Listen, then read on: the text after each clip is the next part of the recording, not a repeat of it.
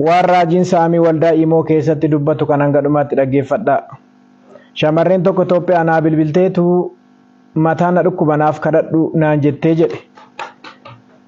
Dhaqiitii buna dhugin jedheeni suusii bunaa qabdan jedheeni jedhe. Shamarran Itoophiyaadha dhukkubsattuu fi suusii bunaa qabdaa dhaqi buna dhugii jedhuun. Shamarran biyya alaa jirtuu fi maallaqa sila qabduuf kadhatee maallaqa harkaa fudhata. Maaliif shamarran Itoophiyaa maallaqa hin qabdu waan ta'eef? Mee viidiyoo kana hanga dhumaatti dhaggeeffadhaa.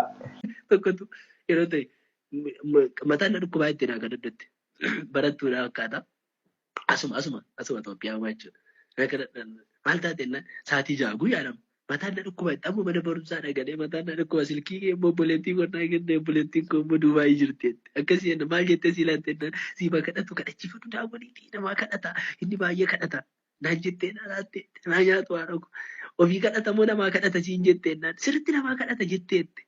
Akkasii kanatti barbaadee riidhaniitti kanaa nyaatu maal taateen nama tanna dhukkubaa sabbi fudhachi cannaqaa itti mana barumsaa dhaabbaree galee suusii bunaa qabdaa hin jedhe suusii buna arra buna dhugdeetta anaan hin dhugdeetti miidhagiitii buna bitadhuuti birri bunaallee si erguu naa wayyaan jedhe birri bunaallee si erguu naa wayyamu birri qabdu ta'e buna bitadhuuti dammi madhuuti dhugi ilaaliin jedhe sa'aatii tokko buna naa bilbiliin jedhee haala mijeeffatan asuma hin dhaqxee buna hin dhugde fakkaata naa bilbilteetu.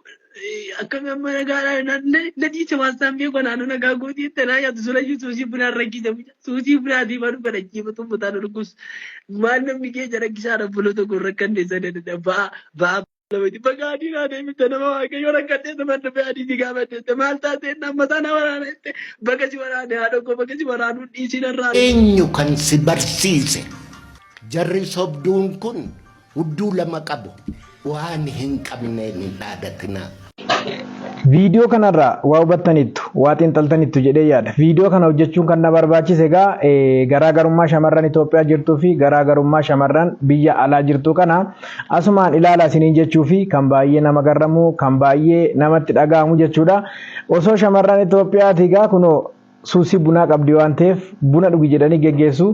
Shamarran Itoophiyaa immoo maallaqa sila qabduuf egaa gixxiin godhanii kadhatanii irraa fuudhu. Hin qabdu kaa. Kanaafan waldaa imoo balaaleffadhaa jechuudha. Bagasi waraane mataan waraanaan bagasi hin jedhama nama waaqayyo irraan eegama. Suusii bunaa isaa qabaattu, suusii bunaa qabaachuu isaa baattu, nama waaqayyoo erga ta'ee dhugumaan waaqayyootu isa dibee kaasee saba kanaaf ijoollee kanaaf erga ta'ee maaliif hin kadhanne wayi maaliin argeetu suusii bunaa qabaachuu ishii. Dhibbumaan dhibbatti wanti amma imoorratti geggeeffamaa jiru maallaqaan akka ta'e ifa baasa viidiyoon kun jechuudha. Shamarran Itoophiyaa too ta'e shamarran biyya alaa too ta'e magaa maallaqaan dhagaa kan inni tajaajilu. Shamarran Itoophiyaa immoo hin qabdu adda baasa viidiyoo kana jechuudha.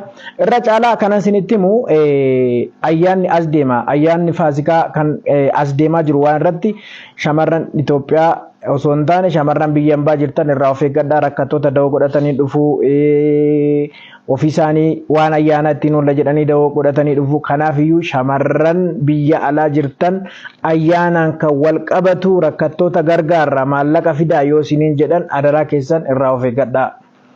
Akkuma ammaa kana jechuudha. Raajota imoo kana keessaan raajii saamii raajota hedduutu jira waan ta'eef warreen akkasiirraas of eeggadhaa kan akka raajii eebbaa hedduu isaanii jira waan ta'eef raajonni imoo irratti bobba'anii jira waan ta'eef iyyuu konfireensii sababeeffatanii dhugaa isaan kan ayyaanaan wal qabsiisanii maallaqa nyaachuudhaaf kan isaan kana qopheessanii irraa of eeggadhaa isiniin jechuu barbaannaa.